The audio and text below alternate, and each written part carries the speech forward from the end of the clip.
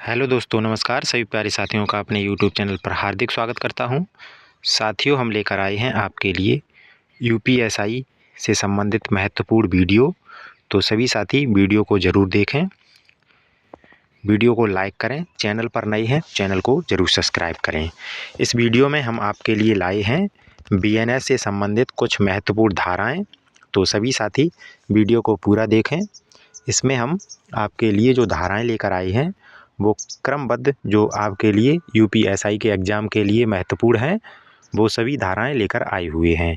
तो सभी साथी इस वीडियो को पूरा देखें और आप इन धाराओं को नोट भी कर सकते हैं।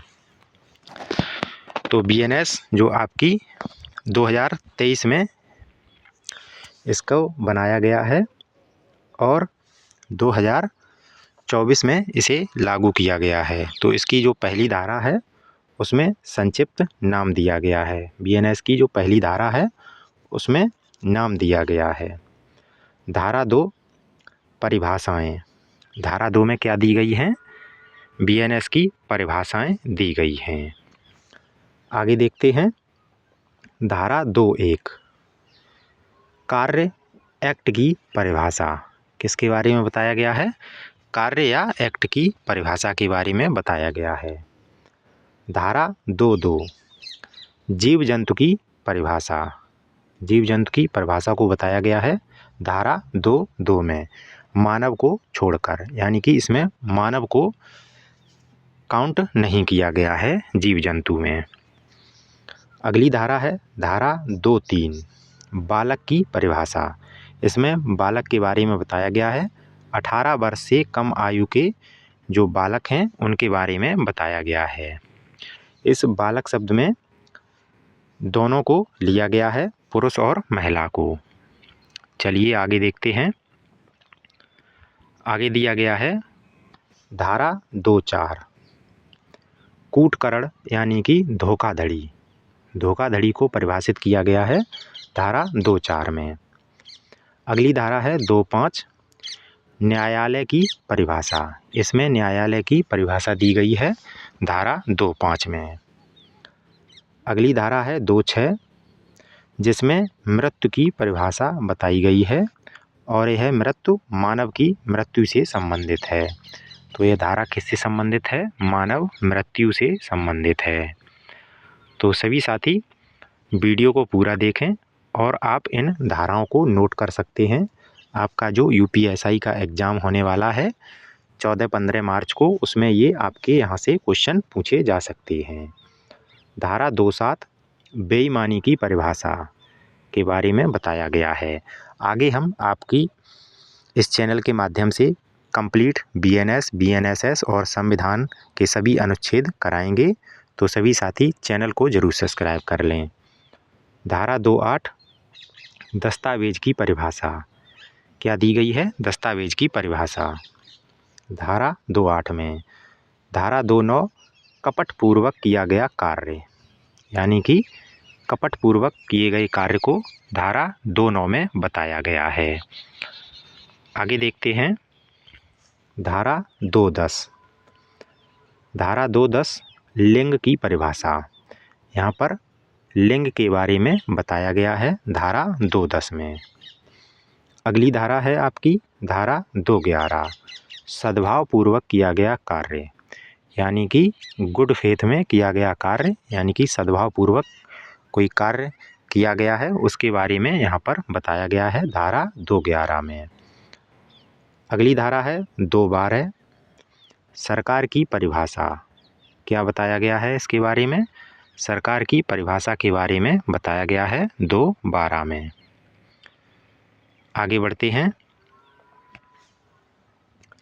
अगली धारा है 2.13। 2.13 में क्या बताया गया है?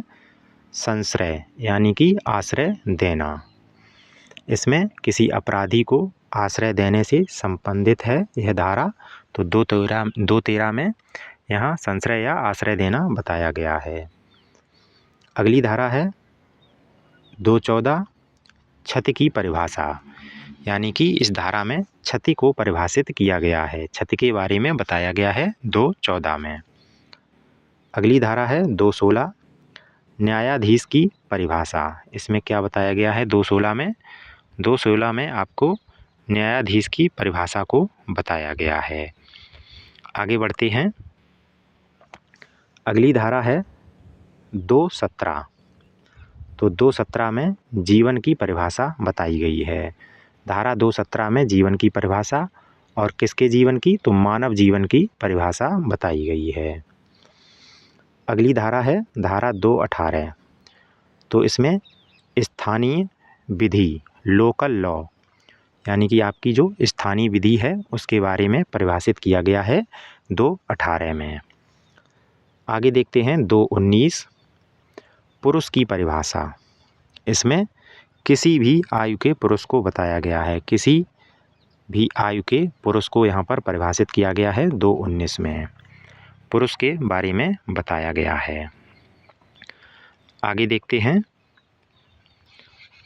आगे धारा दी गई है 220।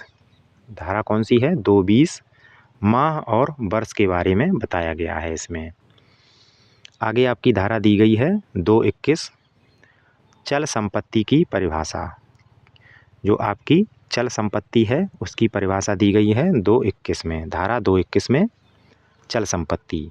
धारा 222 में आपकी वचन की परिभाषा। क्या दिया गया है? धारा 222 में आपको वचन की परिभाषा बताई गई है। आगे देखते हैं। अगली आपकी धारा है धारा 223, शपथ की परिभाषा बताई गई है। धारा 223 में शपथ की परिभाषा। धारा 224, अपराध को परिभाषित किया गया है। धारा 224 में आपको यहाँ पर अपराध को परिभाषित किया गया है। धारा 225, लोभ की परिभाषा, यानी कि यहाँ पर लोभ की परिभाषा बताई गई है धारा 225 में। आगे देखते हैं। आगे दिया गया है 226। अगली धारा है 226, व्यक्ति की परिभाषा। यहाँ पर व्यक्ति की परिभाषा बताई गई है धारा 226 में। अगली आपकी धारा है 228, लोक सेवक की परिभाषा। यहाँ पर बताया गया है कौन कौन लोक सेवक की श्रेणी में आते हैं। लोक सेवक को परिभाषित किया गया है 228 में। अगली धारा है 230, विशेष विधि की परिभाषा। यहाँ पर बताया गया है विशेष विधि की परिभाषा बताई गई है धारा 230 में। तो इस प्रकार यहाँ पर हम आपके लिए बीएनएस की महत्वपूर्ण धाराएं लेकर आए थे और इस प्रैक्टिस सेट में हम आपके लिए 230 तक बीएनएस की महत्वपूर्ण धाराएं लेकर आए हुए हैं। तो आपको यह वीडियो कैसी लगी? वीडियो अच्छी लगी हो तो सभी साथी वीडियो को लाइक करें और चैनल पर नए हैं तो चैनल को सब्सक्राइब करें, क्योंकि इस चैनल के माध्यम से हम आपके लिए आगे भी वीडियो लेकर आते रहेंगे और इस चैनल के माध्यम से हम आपको कंप्लीट बीएनएस और आपकी बीएनएसएस इस चैनल के माध्यम से करवाएंगे और संविधान के सभी अनुच्छेद के बारे में इसी चैनल के माध्यम से हम आपको करवाएंगे, क्योंकि आपका जो एग्ज़ाम है यूपीएसआई का 14 और 15 मार्च को, उससे संबंधित ये 3 टॉपिक हम आपके कंप्लीट इस चैनल के द्वारा करवाएंगे। तो यह वीडियो कैसी लगी? सभी साथी वीडियो को लाइक करें और चैनल पर नए हैं तो चैनल को सब्सक्राइब करें। मिलते हैं अगली वीडियो में एक नई अपडेट के साथ, तब तक के लिए धन्यवाद।